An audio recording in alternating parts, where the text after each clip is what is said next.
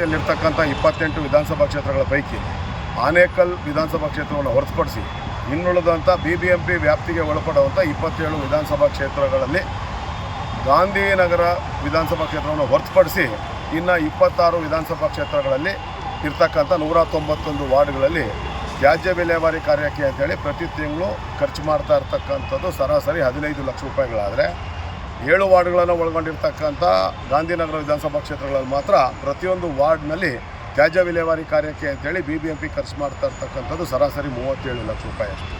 ವಿಧಾನಸಭಾ ಕ್ಷೇತ್ರಗಳು ಬೇರೆ ಎಲ್ಲ ವಿಧಾನಸಭಾ ಕ್ಷೇತ್ರಗಳಿಗೆ ಸರಾಸರಿ 95 ಲಕ್ಷದಿಂದ 1,05,00,000 ತಿಂಗಳು ಖರ್ಚಾದರೆ ಗಾಂಧಿನಗರದಲ್ಲಿ ಮಾತ್ರ 2,57 ಲಕ್ಷ ರೂಪಾಯಿ ಅಷ್ಟು ಹಣ ಖರ್ಚು ಮಾಡ್ತಾ ಇರ್ತಕ್ಕಂಥದ್ದು.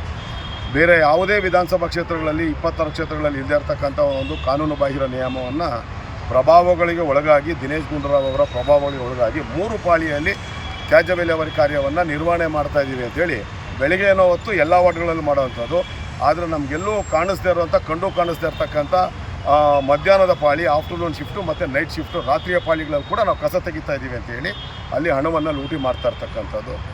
ಇಲ್ಲಿ ಇನ್ನೊಂದು ವಿಶೇಷ ಅಂತಂದರೆ ಸರ್ಕಾರದ ನಿಯಮಗಳ ಅನುಸಾರವಾಗಿ ಯಾವುದೇ ಸರ್ಕಾರಿ ನೌಕರ ಆತನ ರಕ್ತ ಸಂಬಂಧಿಕರಿಗೆ ಹೆಸರಿನಲ್ಲಿ ಗುತ್ತಿಗೆ ಕೆಲಸ ಕೊಡೋವಾಗಿಲ್ಲ. ಆದರೆ ಇಲ್ಲಿ ಆ ಎಲ್ಲ ನಿಯಮಗಳನ್ನು ಗಾಳಿಗೆ ತೂರಿ ತಮ್ಮ ರಾಜಕೀಯ ಪ್ರಭಾವವನ್ನು ಬಳಸಿಕೊಂಡು ದಿನೇಶ್ ಗುಂಡೂರಾವ್ ಮತ್ತು ಅವರ ಶ್ರೀಮತಿ ಅವರ ಧರ್ಮಪತ್ನಿ ಟಬು ಅವರ ಪ್ರಭಾವಕ್ಕೆ ಒಳಗಾಗಿರ್ತಕ್ಕಂಥ ಅಧಿಕಾರಿಗಳು ಗಾಂಧಿನಗರದಲ್ಲಿ ಪ್ರಥಮ ದರ್ಜೆ ಗುಮಾಸ್ತರಾಗಿ ಕೆಲಸ ಮಾಡ್ತಾ ಇರ್ತಕ್ಕಂಥ ಲೋಕೇಶ್ವರಿ ಅಂತ ಇದ್ದಾರೆ. ಅವರ ಯಜಮಾನರು ರಾಮಚಂದ್ರ ಅವರು, ಅವರ ಮಾವನವರು ಮತ್ತು ಅವರ ನಾದಿನಿ, ಅವರ ಯಜಮಾನರ ತಂಗಿ ಹೆಸರಿನಲ್ಲಿ ಕಾರ್ಯಾದೇಶ ಪತ್ರಗಳನ್ನು ಪಡೆದು ಗುತ್ತಿಗೆ ಕೆಲಸ ಮಾಡ್ತಾ ಇರ್ತಕ್ಕಂಥದ್ದು.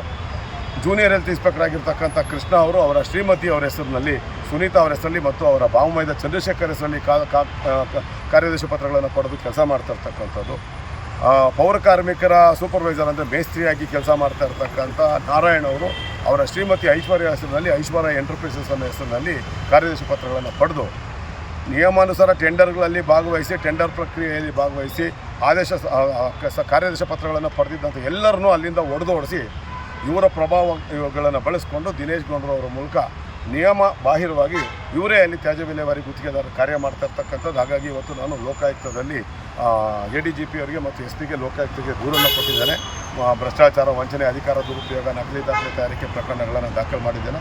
ಹಾಗೆ ಮಾನ್ಯ ಮುಖ್ಯ ಆಯುಕ್ತರಿಗೆ, ಆಡಳಿತಾಧಿಕಾರಿಗಳಿಗೆ ಮತ್ತು ವಿಶೇಷ ಆಯುಕ್ತರು ಘನತ್ಯಾಜ್ಯ ನಿರ್ವಹಣೆ 3 ಜನಕ್ಕೆ ದೂರನ್ನು ಕೊಟ್ಟು ಆ 3 ಜನನ ಕೂಡಲೇ ಅಮಾನತು ಮಾಡಬೇಕು. ಹಾಗೆ